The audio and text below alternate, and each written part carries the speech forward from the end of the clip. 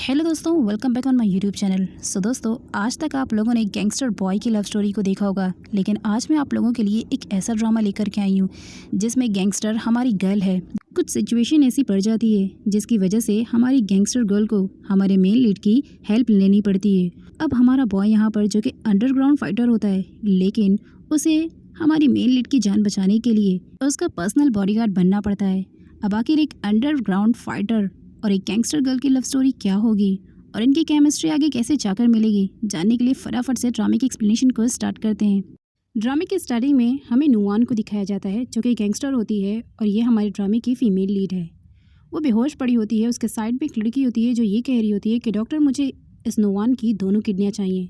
But doctor कहता है कि आपको एक किडनी की ज़रूरत है। तो वो लड़की कहती है, मैंने कहा ना, मुझे दोनों किडनियाँ चाहिए, एक अपने लिए और दूसरा अपने डॉग के लिए। आखिर नुआन के साथ ऐसा क्या हुआ था कि वो गैंगस्टर होने के बाद भी किसी की जाल में फंस चुकी थी। अब कहानी को 3 घंटे पहले शिफ्ट किया जाता है जब नुआन एक अंडरग्राउंड फाइटर के क्लब में पहुंचती है, जहां पर गार्ड अंदर जाने से उसे रोक रहा होता है। वो पैसों का भरा हुआ बैग उसके मुंह पर दे मारती है और फिर बड़े ही कॉन्फिडेंस से आगे बढ़ती है। अब उसी जगह पर हमें पैसों से भरा एक बॉल दिखाया जाता है जिसको जीतने के लिए ही हमारा मेन लीड सबसे फाइट कर रहा होता है और इसका नाम जोंगशिंग होता है। जोंगशिंग पेशे से एक अंडरग्राउंड फाइटर था। वो लगभग तो फाइट जीत ही चुका था, लेकिन तभी उसकी नज़र नुआन पर पड़ती है जो बहुत ही कॉन्फिडेंस के साथ उसकी तरफ बढ़ रही थी। एक लास्ट बंदा बचा था मारने के लिए। जब वो उसे मार रहा होता है तो वो चीटिंग करके उसकी आंखों में कुछ ऐसा डाल देता है जिसकी वजह से अब जोंगशिंग देख नहीं पा रहा था, तो वो उसे मारने लगता है। इतने में नुआन आती है और पैसों से भरा बैग उस आदमी के मुंह पर मार देती है। जोंगशिंग तो पूरी तरह से शॉक्ड होता है कि आखिर ये लड़की है कौन। लेकिन जो नुआन होती है वो सामने वाले बंदे को गन पॉइंट पर रखकर ये कहती है कि इस जगह को मैंने खरीद लिया है, इसलिए ये लड़का भी अब मेरा हुआ, तो अपने पैसे उठाओ और चलता बनाओ। जोंगशिंग तो उसके कॉन्फिडेंस लेवल को ही देखकर बहुत ही इंप्रेस हो चुका था। अब साथ ही वो जोंगशिंग पर भी गन रख देती है और फिर उसी की फ़ोटो उससे मैच कर कर कहती है, आर यू जोंगशिंग। वो हाँ बोलता है तो वो गन को सीधा उसके बॉडी से ऊपर से नीचे लाकर ये कहती है, तुम्हारे पास सिर्फ 8 घंटों का टाइम है और तुम्हें अपनी किडनी की सर्जरी कराना है, इसलिए तैयार रहना। मैं तुम्हें एड्रेस सेंड कर दूंगी, तुम्हें उस जगह पहुंचना है। और फिर जोंगशिंग की फ़ोटो उसी के मुंह में रखकर चली जाती है। अब यहाँ पर जोंगशिंग ये सोचता है कि ये लड़की है कौन। She is very interesting and very interesting यार। अब जैसे ही नुआन वहाँ से निकलती है तो दिखाया जाता है कि वो अपनी छोटी बहन के पास कॉल करती है जो कि बीमार लग रही होती है। वो उसे कहती है कि मैंने तुम्हारी किडनी का इंतज़ाम कर दिया है और मुझे डोनर भी मिल चुका है। लेकिन इतने में ही कोई नुआन को किडनैप कर लेता है। उसका मोबाइल वहीं गिर जाता है। साथ ही अब हमें प्रेजेंट के सीन में शिफ्ट किया जाता है जहाँ पर वो बेहोश पड़ी होती है और वो लड़की कोई और नहीं बल्कि नुआन की स्टेप सिस्टर होती है जिसका नाम रैन होता है। रैन को ही एक किडनी की ज़रूरत थी। रैन नुआन से ये कहती है कि जब मेरे फादर की तुम्हारी मदर से वेडिंग हुई तो मुझे ऐसा लगा कि अब मेरी लाइफ में सुकून आ जाएगा, लेकिन हो तो तुम स्टेप सिस्टर ही ना। तुमने मुझे अपनी किडनी क्यों नहीं दी, बल्कि तुम तो मेरे लिए इतने दिनों से डोनर ढूंढ रही थी, इसलिए मैंने ही तुम्हारी ही किडनी का इंतजाम कर लिया। और फिर उसके साथ फ़ोटो क्लिक करके ये कहती है, मैं तुम्हारा फ्यूनरल अच्छे से सेलिब्रेट करूँगी। अब सर्जरी का प्रोसेस स्टार्ट हो जाता है और उसकी एक किडनी भी डॉक्टर निकाल लेता है। लेकिन जैसे ही वो उसकी दूसरी किडनी निकालने के लिए जाता है तभी वहाँ पर जोंगशिंग आ जाता है। वो डॉक्टर को कहता है कि जल्दी से जो जैसा था वैसे ही स्टिचेस कर दो। लेकिन इतने में ही अब यहाँ पर रैन के बॉडीगार्ड आ जाते हैं जिनसे उनकी धमाकेदार फाइट होने लगती है। अब फाइट में वो जीत जाता है, लेकिन डॉक्टर भी डर के मारे भाग जाता है और स्टिचेस करना बंद कर देता है। अब नुआन को भी धीरे धीरे होश आ रहा था। उसने देख लिया था कि जोंगशिंग खुद ही उसकी स्टिचेस कर रहा था। वो उसे थैंक्स बोलती है तो वो कहता है, तुमने मेरी जान बचाया था ना, तो इसलिए मैं भी तुम्हारी जान बचाकर तुम्हारा एहसान चुकता कर रहा हूँ। अब हमें 10 दिन के बाद का सीन दिखाया जाता है जहाँ पर रैन जो है मीडिया में ये कह रही होती है कि उसकी मॉम और उसकी अपनी बहन को उसने खो दिया है। तो वहीं दूसरी तरफ डॉक्टर जोंगशिंग से ये कहता है कि कभी भी नुआन को ज़्यादा कूलिंग वाली स्पेस पर न ले जाइएगा क्योंकि ये उसके लिए प्रॉब्लम क्रिएट कर सकता है। अब जोंगशिंग जैसे ही नुआन के पास आता है तो वो उसे अपनी तरफ खींचकर कहती है, मैं तुम्हें पूरे 10 मिलियन दूंगी, पर इसके लिए क्या तुम मेरे पर्सनल बॉडीगार्ड बनोगे। वो हाँ बोल देता है। अब हमें रैन और उसके फादर को दिखाया जाता है जो कि नुआन का फ्यूनरल कर रहे होते हैं। नुआन जोंगशिंग को अपना पर्सनल बॉडीगार्ड बनाकर अपने घर ले जा रही होती है। तो जोंगशिंग उससे कहता है, कहीं ऐसा तो नहीं कि तुम मुझे अंडरग्राउंड फाइटर होने की वजह से अपने फैमिली में किसी से फाइट करवाने के लिए ले जा रही हो। वो कहती है नहीं।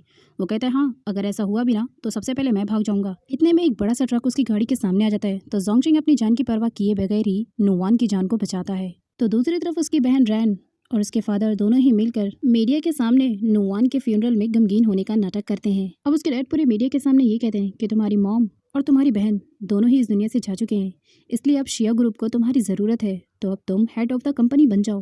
वो कहती है ठीक है। और उसके बाद जो है हमें यहाँ पर एक न्यू पर्सन को दिखाया जाता है जिसका नाम मिंग होता है। मिंग नुआन का फियांसे होता है। डैड मिंग और नुआन की वेडिंग रिंग निकालते हैं और एक रिंग मिंग को और दूसरे रिंग रैन को पहना देते हैं और फिर ये कहते हैं, मिंग अब मेरी एक बेटी नुआन तो इस दुनिया में नहीं है, इसलिए मैं चाहता हूँ कि तुम मेरी दूसरी बेटी रैन से शादी कर लो। अब मिंग अपने मॉम और डैड की तरफ देखता है। उसके मॉम और डैड हाँ बोल देते हैं, तो वो भी इस शादी के लिए राजी हो जाता है। अब रैन आगे बढ़कर मिंग को किस कर लेती है क्योंकि वो पहले से ही उसे प्यार करती थी। अब इतने में ही हॉर्स पे हमारी नुआन की एंट्री होती है और वो कहती है, बिना दुल्हन के शादी कैसी होगी, मैं तो आ चुकी हूँ। और वो हॉर्स पे से नीचे उतरती है। अब उसके डैड उसे देखकर बहुत ज़्यादा शॉक्ड हो जाते हैं। अब गुस्से में रैन उसके पास जाती है, बट उसके डैड उसे रोकते हैं और फिर खुद ही उसके पास जाते हैं और कहते हैं, बेटा नुआन तुम जिंदा हो। बट वो इन्हें इग्नोर करते हुए आगे बढ़ जाती है। इतने में जोंगशिंग भी उन्हें घूरता हुआ नुआन के पीछे चला जाता है। वो सोचते हैं आखिर ये लड़का है कौन। उसके बाद वो कहती है, तुमने मेरी काफ़ी अच्छी तस्वीर लगाई है यहाँ पर, मैं बहुत ब्यूटीफुल लग रही हूँ ना, और मेरा फ्यूनरल भी बहुत अच्छे तरीके से सेलिब्रेट किया जा रहा है, लेकिन मैं तो ज़िंदा हूँ। और फिर वो रैन के गले लगकर ये कहती है, तुमने मुझे मारने की अच्छी खासी प्लानिंग बनाई, लेकिन मैं बच गई। वो कहती है, एक्सीडेंट छोटे बड़े होते रहते हैं, मैं फिर से तुम्हारी जान ले लूँगी। वो कहती है, अब मैं आ चुकी हूँ ना, तो शिया ग्रुप को भी तुम्हारी ज़रूरत नहीं है और मैं सब कुछ संभाल लूँगी। और उसके बाद वो उसे गन पॉइंट पर रखकर ये कहती है, अब तुम्हें मैं शूट कर दूँगी। अब रैन जो है वो बहुत ज़्यादा हाइपर हो जाती है, तो वो जब शूट करती है तो पता चलता है कि वो तो पानी वाली गन थी और उसने उसे बेवकूफ़ बनाया। और फिर वो मिंग के पास जाकर ये कहती है, मैं तो ज़िंदा हूँ, इसलिए तुम अभी भी मेरे फियांसे हो। और फिर रैन के फिंगर से रिंग निकाल कर वो खुद रिंग पहन लेती है और कहती है कि हमारी इंगेजमेंट अभी भी वैलिड है। रैन को बहुत ज़्यादा गुस्सा आ रहा होता है, लेकिन जोंगशिंग उसे घूरता हुआ उसके साइड से निकल जाता है, उसे धक्का दे करके। अब हमें यहाँ पर एक छोटा सा फ्लैशबैक दिखाई देता है कि जब ट्रक ने इन लोगों की गाड़ी को धक्का दिया था तो इसमें उन लोगों की जान नहीं गई थी और ये सारी चाल किसी और की नहीं बल्कि उसकी बहन रैन की थी। जोंगशिंग उसे बचाकर इस जगह पर सेफली ले आता है। अब डैड जो है रैन को कहते हैं, तुमसे एक छोटा सा काम नहीं हो पाया। वो कहती है, डैड मैंने एक्सीडेंट करवाया था, बट वो कैसे बच गई मुझे बिल्कुल भी आइडिया नहीं है, बट आप फिक्र मत कीजिए, मैं नेक्स्ट टाइम उसे बिल्कुल भी बचने नहीं दूंगी। नुआन एक पार्टी ऑर्गेनाइज करती है जहाँ पर सारे लोग उसे एंगेजमेंट की कॉन्ग्रेचुलेशन करने के लिए आते हैं। नुआन मिंग से कहती है, अगर तुम्हें आगे शादी से कोई भी प्रॉब्लम होगी तो मैं तुम्हें डिवोर्स दे दूंगी क्योंकि मैं तुम पर बर्डन नहीं बनना चाहती। बट वो कहता है, मुझे तुमसे कोई प्रॉब्लम नहीं है। पीछे खड़ा जोंगशिंग जो कि बहुत ही हैंडसम बॉडीगार्ड था, वो नुआन की सारी बातें सुनता है, लेकिन फिर दिखता है कि उसके ऊपर बैनर गिरने वाला है। वो उसकी जान बचाता है और कहता है कि तुम ठीक तो हो ना। वो कहती है, मैं ठीक हूँ, पर ये सब हुआ कैसे। वो देख लेता है कि उसके फादर वहाँ से जा रहे हैं। वो समझ जाता है कि ये उसी के डैड का काम है, तो वो कहती है, तुम जाकर डैड का पीछा करो और पता करो ये सब कुछ कैसे हुआ। वो उसे छोड़कर जाने के लिए राजी नहीं था, पर वो कहती है, तुम जाओ, मिंग है ना मेरे पास। अब जोंगशिंग जो है वो चला जाता है। तभी उसकी स्टेप सिस्टर उसके पास आती है और कहती है कि तुम जाकर रेस्ट कर लो, लेकिन वो मना करती है। इतने में नुआन की पुरानी मेड उसके पास आती है और कहती है कि मुझे आपको कुछ बताना है, इवन दिखाना है। आपकी मॉम ने मुझे लास्ट टाइम पर यह आपको दिखाने के लिए कहा था, आप मेरे साथ चलिए। अब नुआन उसके ऊपर भरोसा कर लेती है और उसके साथ जाने को तैयार हो जाती है। तो वहीं दूसरी तरफ जोंगशिंग जो है वो उसके डैड पर नज़र रख रहा था। नुआन उस मेड के साथ जाते हुए जोंगशिंग को मैसेज कर देती है। अब जैसे ही वो एक एरिया में पहुँचती है तो वो मेड उसे एक कूलिंग एरिया में धक्का देकर अंदर कर देती है और कहती, सॉरी मैडम, मुझे बट ये करना पड़ा।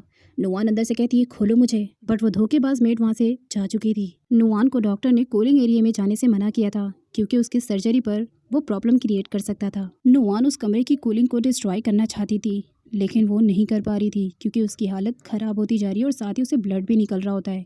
अब नेक्स्ट सीन में जोंगशिंग को दिखाया जाता है जो कि नुआन का मैसेज चेक करता है और उसके बाद वो उसे कॉल लगाता है, बट बार बार उसका कॉल नहीं लगता। तो वो परेशान हो जाता है कि कहीं ऐसा तो नहीं कि वो किसी प्रॉब्लम में है। अब वो जैसे ही वहाँ से जा रहा होता है तभी एक आदमी उस पर हमला कर देता है। तो वहीं नुआन की हालत भी करती जा रही थी। जिस बंदे ने जोंगशिंग पर हमला किया था वो उसकी खूब पिटाई करता है और जब डैड उसके बीच में आते हैं तो वो कहता है, आखिर नुआन कहाँ है। तो डैड उसे बता देते हैं। उसके बाद हमें मेड को दिखाया जाता है जो रैन को इशारा करती है कि उसने अपना काम डन कर दिया है। मिंग रैन से पूछता है कि नुआन कहाँ है, लेकिन वो उसकी बातों को इग्नोर करके म्यूजिक लाउड करवा देती है। इतने में जोंगशिंग की एंट्री हो जाती है जो पार्टी की इस भीड़ को चीरते हुए सीधा कूलिंग एरिया की तरफ बढ़ता है। अब उसे बहुत ज़्यादा फिक्र हो रही होती है कि पता नहीं नुआन किस हालत में होगी। और वो सीधा जब कूलिंग रूम में पहुंचता है तो देखता है कि वो अभी ठीक है। उसके बाद वो सीधा उसके पास जाता है, उसे हक करता है और कहता है कि मैं तुम्हें कुछ नहीं होने दूंगा। और फिर वो उसे अपनी बाहों में उठाकर वहाँ से ले जाता है। अब जब मिंग को ये सब कुछ पता चलता है तो वो रैन से कहता है, कहीं ऐसा तो नहीं कि ये सब कुछ तुमने किया है। तो वो कहती है, तुम्हें ऐसा क्यों लगता है कि जो कुछ भी उसके साथ बुरा होगा वो सब कुछ मेरा किया धरा होगा। इनफैक्ट मैं नुवान से ज़्यादा तुमसे प्यार करती हूँ। तो रैन कहता है, तुम्हें खुद को नुवान से कंपेयर करने की ज़रूरत नहीं है क्योंकि तुम मेरा प्यार डिज़र्व ही नहीं करती हो। और फिर वो वहाँ से चला जाता है। रैन को मिंग की बातों को सुनकर बहुत ज़्यादा गुस्सा आ रहा था, इसलिए वो गाड़ी की स्पीड को बढ़ाकर गाड़ी को ऑन कर देती है और सीधे ले जाकर मिंग को उससे एक्सीडेंट कर देती है और कहती है, जो मेरा नहीं वो नुवान का भी नहीं हो सकता। और उसके बाद वो मिंग को वहीं मरता हुआ छोड़कर चली जाती है।